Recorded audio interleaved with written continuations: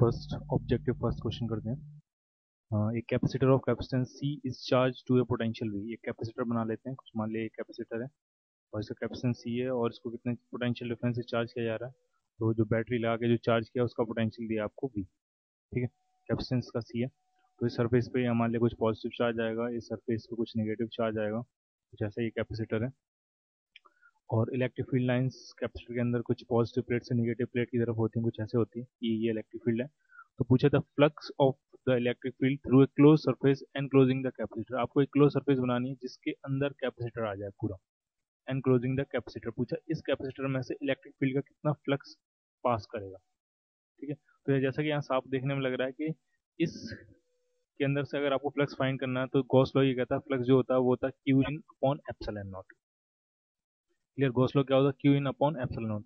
तो इस imaginary surface के अंदर, इस क्लोज सरफेस के अंदर नेट चार्ज कितना है, तो हमें पता है पॉजिटिव प्लेट पे जितना पॉजिटिव चार्ज होता है उतना ही नेगेटिव प्लेट पे नेगेटिव चार्ज होता है। तो क्यू इन कितना हो जाएगा, नेट चार्ज कितना हो जाएगा, जीरो। और अगर किसी सरफेस के अंदर नेट चार्ज जीरो है तो उस सरफेस से पास करने वाला फ्लक्स भी कितना हो जाएगा, जीरो। ठीक है, तो इसमें कितने, इसमें इस क्लोज सरफेस में से कितना फ्लक्स पास करेगा, जीरो। ठीक है, आप ऐसे भी समझ सकते हो कि जो भी इलेक्ट्रिक फील्ड होता है वो कैपेसिटर की प्लेट्स के बीच में होता है, in in between the plates of capacitor. ठीक है, यहाँ पे बीच में इलेक्ट्रिक फील्ड होता है, बाहर कोई इलेक्ट्रिक फील्ड नहीं होता, तो बाहर फ्लक्स भी कितना हो जाएगा, जीरो। अगर इलेक्ट्रिक फील्ड भी जीरो है तो फ्लक्स भी कितना हो जाएगा, जीरो। क्लियर। सेकंड क्वेश्चन करते हैं। Two capacitors having each having capacitance C and break down voltage V are joined in series, find the capacitance and break down voltage of the combination. ठीक है, मान लिया दो कैपेसिटर है, मान लिया एक कैपेसिटर ही है और इसका कैपेसिटेंस सी है और ब्रेक डाउन वोल्टेज वी है।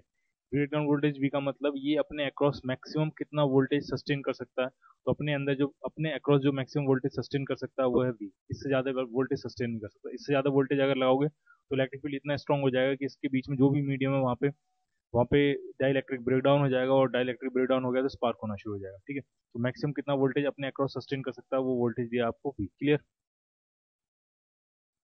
तो ऐसे दो कैपेसिटर्स हैं और दोनों को सीरीज में कनेक्ट किया गया।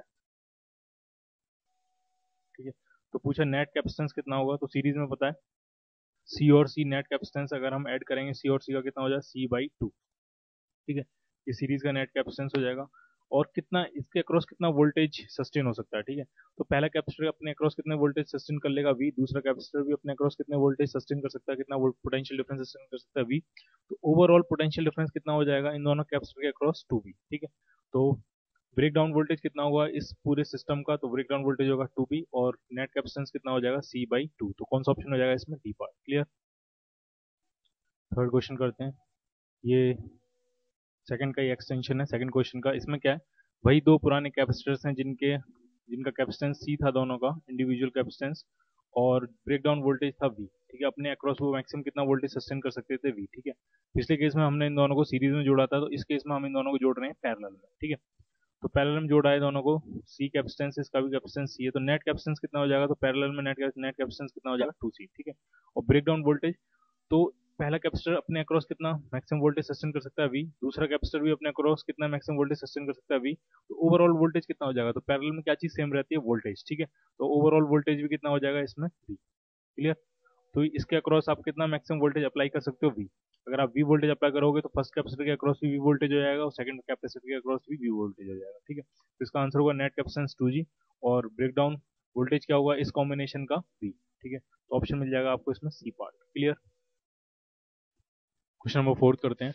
The equivalent capacitance of the capacitor shown in the figure. इस फिगर में जो नेट सिस्टम दिया है उसका आपको नेट कैपेसिटेंस फाइंड करना है, इक्विवेलेंट कैपेसिटेंस। ठीक है, जरा इस कैपेसिटर सी को देखो, तो ये जो कैपेसिटर है सी, ठीक है, ये इस पे नेट चार्ज जीरो होगा। ठीक है, नेट चार्ज क्यों जीरो होगा, क्योंकि ये क्लोज लूप के अंदर है। ठीक है, कुछ अगर कहीं इस तरह से कैपेसिटर मिल जाए आपको, इसकी पॉजिटिव प्लेट नेगेटिव प्लेट के साथ कनेक्ट हो, तो वो कैपेसिटेंस किसी काम का नहीं होता, वो कैपेसिटर किसी काम का नहीं होता, उस पर नेट चार्ज कितना होता है, जीरो। आप ऐसे समझो, मान लिया जैसे कि आपने इसमें मान लिया इस पे चार्ज है प्लस क्यू और सामने वाली प्लेट पे चार्ज है माइनस क्यू, तो अगर हम इस लूप में किरचॉफ लगाएंगे और कैपेसिटेंस मान लिया इसका सी है, तो इस लूप में अगर हम किरचॉफ लगाएंगे तो लिखेंगे प्लस क्यू बाई सी और यहाँ से चल के वापस यहीं हो जाएंगे, इज इक्वल टू जीरो। तो क्यू कितना आ गया आपका, जीरो, और कोई इसमें एलिमेंट ही नहीं है, तो इस पे चार्ज कितना रहेगा, जीरो। तो इस तरह का जो कैपेसिटर होता है वो बेकार होता है, किसी काम का नहीं, तो उसको आप रिमूव कर सकते हो। ठीक है, तो फाइनल डायग्राम जो बन जाएगा वो कुछ ऐसा बन जाएगा, एक कैपेसिटर ऐसा होगा, एक कैपेसिटर ये है और उस कैपेसिटर को हटा दिया, रिमूव कर दिया हमने वहाँ पे, क्योंकि इस पर कोई चार्ज नहीं आएगा, यूजलेस कैपेसिटर है, तो नेट जो सेटअप बन जाएगा वो ऐसे बन जाएगा। और C ये दोनों पैरेलल में, तो उनका जो नेट कैपेसिटेंस आ जाएगा वो कितना आ जाएगा 2C। ठीक है, तो कौन सा ऑप्शन हो जाएगा इसमें, बी पार्ट। फिफ्थ क्वेश्चन करते हैं। A dielectric slab is inserted between the plates of an isolated capacitor। एक एक कैपेसिटर बनाते हैं, पैरेलल प्लेट कैपेसिटर मान लिया बना दिया कुछ ऐसे। मान लीजिए दो प्लेट्स हैं इसकी और आइसोलेटेड स्फीयर है, ठीक है, आइसोलेटेड कैपेसिटर है, सॉरी। और इसमें चार्जेस दिखा देते हैं, ये मान लिया पॉजिटिव चार्ज है इस पे, और इस प्लेट पे क्या है, नेगेटिव चार्ज। क्लियर। मान लिया क्यू चार्ज है, इस पे भी चार्ज कितना है, क्यू। बाकी सारी चीजें वही हैं, एरिया प्लेट का ए है, सेपरेशन डी है, और अभी कुछ नहीं है यहाँ पे बीच में। ठीक है, तो इलेक्ट्रिक फील्ड कितना होगा, तो इलेक्ट्रिक फील्ड जो होगा इस रीजन में वो हो जाएगा Q upon A epsilon not. कोई डायरेक्ट्रिक नहीं है, इलेक्ट्रिक फील्ड कितना होगा, Q upon A epsilon not. ठीक है, तो फोर्स कितना लगेगा प्लेट्स में, तो फोर्स जो होता है वो होता है क्यू इंटू ई। तो चार्ज कितना है, क्यू किसी भी एक प्लेट पे देखो, इलेक्ट्रिक फील्ड कितना है ई। तो जो फोर्स लगेगा, फोर्स बिटवीन द प्लेट्स, ये दोनों प्लेट्स एक दूसरे को अट्रैक्ट करेंगे, एक पॉजिटिव चार्ज एक पे नेगेटिव चार्ज, ये दोनों अट्रैक्ट करेंगे। जो फोर्स बिटवीन द प्लेट्स लगेगा, तो वो हम फॉर्मूला लगा रहे हैं क्यू इंटू ई, क्योंकि हम ऐसा मान सकते हैं कि अगर इनके बीच में सेपरेशन बहुत कम है तो इलेक्ट्रिक फील्ड थ्रू आउट क्या रहेगा, यूनिफॉर्म रहेगा। इस पूरे रीजन में इलेक्ट्रिक फील्ड क्या रहेगा, यूनिफॉर्म। तो फोर्स कितना लगेगा इस पॉजिटिव चार्ज में, फोर्स कितना लगेगा, तो क्यू इंटू ई। तो क्यू कितना है, सॉरी क्यू क्यू है, ई कितना है, तो वो है Q upon A epsilon not. ठीक है, तो जो फोर्स का फॉर्मूला आ रहा है, फोर्स आ रहा है आपका Q square upon A epsilon not. ठीक है, क्लियर है ये। ठीक है, अब क्या करना है, अब ये पूछा गया है इसमें कि अगर हम डाइलेक्ट्रिक स्लैब इंसर्ट करेंगे, ठीक है, between the plates of the capacitor, और आइसोलेटेड कैपेसिटर है, जब आइसोलेटेड कैपेसिटर है तो जब आप स्लैब इंसर्ट करोगे तो कैपेसिटेंस तो बढ़ जाएगा, कैपेसिटेंस तो बढ़ जाएगा, लेकिन चार्ज कांस्टेंट रहेगा। चार्ज कांस्टेंट इसलिए रहेगा क्योंकि सिंस ये आइसोलेटेड है, तो कैपेसिटेंस बढ़ाने से चार्ज नहीं बढ़ जाएगा, इसमें बैटरी भी कनेक्ट होनी चाहिए। ठीक है, जो चार्ज सप्लाइंग यूनिट है वो भी कनेक्ट होनी चाहिए, तभी चार्ज बढ़ेगा। ठीक है, तो चार्ज तो कांस्टेंट रहेगा। ठीक है, तो पूछा है कि फोर्स पे क्या इफेक्ट पड़ेगा, तो जब चार्ज कांस्टेंट है तो जो नया फोर्स होगा वो क्यू स्क्वायर अपॉन कितना हो जाएगा, two, sorry A epsilon naught, और बस एप्सिलॉन नॉट की जगह क्या लिख देंगे, एप्सिलॉन नॉट के। तो जितने डाइलेक्ट्रिक कांस्टेंट की आपने स्लैब इंसर्ट किए उतने ही टाइम्स फोर्स क्या कर जाएगा, डिक्रीज कर जाएगा। ठीक है, तो फोर्स क्या कर जाएगा इसमें, decrease, B part. Clear. Sixth question करते हैं। The energy density in an electric field created by a point charge. Point charge का इलेक्ट्रिक फील्ड जो होता है, ठीक है, पॉइंट चार्ज मान लिया है क्यू, और इसका जो इलेक्ट्रिक फील्ड होगा वो कितना होता है, तो होता है के क्यू अपॉन आर स्क्वायर। ठीक है, तो इसकी एनर्जी डेंसिटी पूछ रहे हैं, तो एनर्जी डेंसिटी का जो फॉर्मूला पढ़ा है हमने वो डिस्टेंस के साथ कैसे वेरी करती है वो पूछ रहे हैं, with the distance of A point charge. ठीक है, तो एनर्जी डेंसिटी जो फॉर्मूला पढ़ा है वो हमने पढ़ा है half epsilon naught E square. ठीक है, तो एनर्जी डेंसिटी अगर लिखेंगे तो वो कितना आ जाएगा, half epsilon naught E square करेंगे तो आ जाएगा आपका K square Q square upon R to power 4। ठीक है, तो डिस्टेंस के साथ कैसे वेरी करती है, तो जो एनर्जी डेंसिटी है वो किसके प्रोपोर्शनल है, डिस्टेंस की पावर 4 के इनवर्सली प्रोपोर्शनल है। ठीक है, डिस्टेंस की पावर 4 के क्या है, इनवर्सली प्रोपोर्शनल। तो कौन सा ऑप्शन हो जाएगा इसमें, डी पार्ट। क्लियर।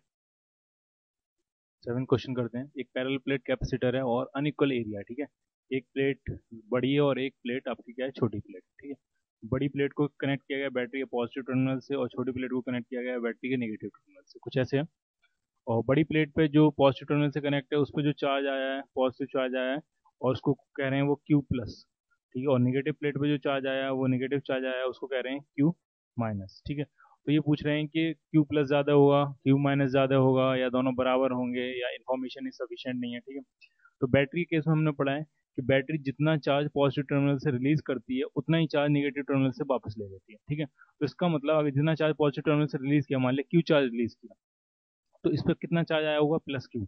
उसके सामने वाले पे डेफिनेटली कितना आना चाहिए, माइनस क्यू, ताकि कितना चार्ज रिलीज हो जाए यहाँ से, प्लस क्यू, वो प्लस क्यू वापस बैटरी में चले जाए। ठीक है, बैटरी नेट में कोई चार्ज प्रोवाइड नहीं करती, नेट में कोई चार्ज प्रोवाइड नहीं करती, तो इस कैपेसिटर पे नेट चार्ज भी क्या होना चाहिए, जीरो। यानी जितना पॉजिटिव चार्ज होगा उतना ही क्या होना चाहिए, नेगेटिव चार्ज। ठीक है, तो पॉजिटिव चार्ज और नेगेटिव चार्ज के दोनों के मैग्नीट्यूड्स क्या होंगे, सेम। तो कौन सा ऑप्शन हो जाएगा इसमें, बी पार्ट। क्लियर। 8 क्वेश्चन करते हैं। इसमें क्या है कि एक पैरेलल प्लेट कैपेसिटर है और एक और मेटल की प्लेट पी इसमें इंसर्ट की गई है, और वो कुछ ऐसे इंसर्ट की गई है ताकि पैरेलल प्लेट की एक प्लेट को ये यहाँ पे टच कर रही है और दूसरी प्लेट को ये यहाँ पे टच कर रही है। ठीक है, तो पूछा है कि अब बताओ इसका कैपेसिटेंस कितना हो जाएगा। ठीक है, तो अब अगर आप देखा जाए, अगर इसमें देखा जाए तो अगर आप कोई भी चार्ज करोगे, ठीक है, तो वो चार्ज यहाँ पे नहीं आएगा, वो चार्ज तुरंत फ्लो कर जाएगा, यहाँ से ऐसे फ्लो करके वापस बैटरी में चला जाएगा। ठीक है, क्लियर, क्योंकि सर्किट कंप्लीट हो चुका है ये, या एक तरह से कह सकते हैं ये शॉर्ट सर्किट हो गया। बैटरी कोई भी चार्ज क्यू यहाँ से भेजेगी, चार्ज क्यू इस पे स्टोर नहीं हुआ, तुरंत चार्ज क्यू ऐसे पास करके, और सारा कंडक्टिंग है, सब कुछ कंडक्टिंग है, ऐसे पास करके वापस कहाँ चला जाएगा, निगेटिव टर्मिनल। ठीक है, तो आप कितना भी चार्ज इस पर भेजते रहो, कुछ भी नहीं स्टोर करेगा, ये भेजते रहो, ये पास करता रहेगा, भेजते रहो, पास करता रहेगा। ठीक है, तो आप ऐसा पूछो कि अगर आप पूरी बैटरी आपने कोई बैटरी लगाई है, तो ये बैटरी पूरी खाली हो जाएगी, लेकिन इस पर कोई एनर्जी स्टोर नहीं होगी। ठीक है, आप कितनी भी हैवी बैटरी लगाओ, ये बैटरी पूरी खाली हो जाएगी, क्योंकि चार्ज स्टोर कर ही नहीं ना है, वो शॉर्ट सर्किट हो गया, चार्ज तुरंत बाईपास करके तुरंत वापस बैटरी में जाता रहेगा। ठीक है, तो ये पूरी बैटरी की एनर्जी खत्म हो जाएगी, सारी एनर्जी हीट में कन्वर्ट हो जाएगी, लेकिन ये कुछ भी अपने ऊपर चार्ज स्टोर नहीं करेगा। ठीक है, तो उसकी जो कैपेसिटी हुई, ठीक है, तो वो कैपेसिटी हो गई इन्फानाइट। ठीक है, आप ऐसे समझो, कैपेसिटेंस का जो फॉर्मूला होता है वो होता है ए एप्सिलॉन नॉट अपॉन डी। ठीक है, और कोई डाइलेक्ट्रिक मीडियम भर देंगे तो उसका हो जाएगा ए एप्सिलॉन नॉट के अपॉन डी, और मेटल प्लेट का जो मेटल होते हैं उनका डाइलेक्ट्रिक कांस्टेंट के कितना होता है, इन्फानाइट। ठीक है, कितना होता है, इन्फानाइट, तो कैपेसिटेंस भी मैथमेटिकली कितना हो जाएगा, इन्फानाइट। ठीक है, इसका ऑप्शन हो जाएगा डी पार्ट, इन्फानाइट। ठीक है, अगर आप एनर्जी के टर्म्स में देखोगे तो इसने कितनी एनर्जी स्टोर की, जीरो, कोई भी एनर्जी स्टोर नहीं की। ठीक है, तो एनर्जी के टर्म्स में देखने में तो ऐसा लग रहा है कि उसका कैपेसिटेंस कितना होना चाहिए, जीरो, लेकिन वो इन्फानाइट इसलिए कहते हैं क्योंकि आप जितनी भी एनर्जी दोगे, जितना भी चार्ज दोगे, वो सारा एक्सेप्ट कर लेगा। ठीक है, उसकी कैपेसिटी कितनी हुई, इन्फानाइट कैपेसिटी हुई, कभी ये भर ही नहीं रहा है, कभी ये पूरा पूरा फुल्ली भर ही नहीं रहा है। ठीक है, हमेशा आप जितना भी चार्ज दोगे वो ले लेगा, हमेशा जितना भी चार्ज दोगे वो ले लेगा, और बाईपास कर देगा, जितना भी चार्ज दोगे वो ले लेगा, यानी उसकी कैपेसिटी कभी आप पूरी कर ही नहीं पा रहे हो। ठीक है, वो भर ही नहीं रहा है पूरा, आप डालते जा रहे हो, डालते जा रहे हो, चार्ज डालते जा रहे हो, डालते जा रहे हो, लेकिन कुछ हो ही नहीं रहा है। ठीक है, तो कितनी कैपेसिटी हुई उसकी, infinite capacity. Clear. Question number 9, इसमें क्या है, दो कैपेसिटर हैं, एक कैपेसिटर है ये C1, एक कैपेसिटर है C2, और इनको सीरीज में कनेक्ट किया गया है किसी बैटरी से। ठीक है, तो पूछा है कि अगर हम लेफ्ट से राइट की तरफ जाएंगे तो पोटेंशियल इंक्रीज करेगा, क्योंकि ये नेगेटिव पोटेंशियल, ये सॉरी नेगेटिव टर्मिनल है, ये पॉजिटिव टर्मिनल है। ठीक है, नेगेटिव टर्मिनल का पोटेंशियल कम होता है, पॉजिटिव टर्मिनल का पोटेंशियल हायर होता है, तो नेगेटिव से अगर पॉजिटिव की तरफ बढ़ेंगे, अगर हम ऐसे मूव करना शुरू करेंगे तो पोटेंशियल इंक्रीज करता जाएगा। ठीक है, इंक्रीज करता जाएगा और यहाँ तक पहुँचते पहुँचते हाईएस्ट होगा। ठीक है, तो सीरीज में इसमें जरा देखो, जब आप पहली बैटरी से क्रॉस करते हो, सॉरी पहले कैपेसिटर से क्रॉस करते हो तो पोटेंशियल में हाइक ज़्यादा हुआ है।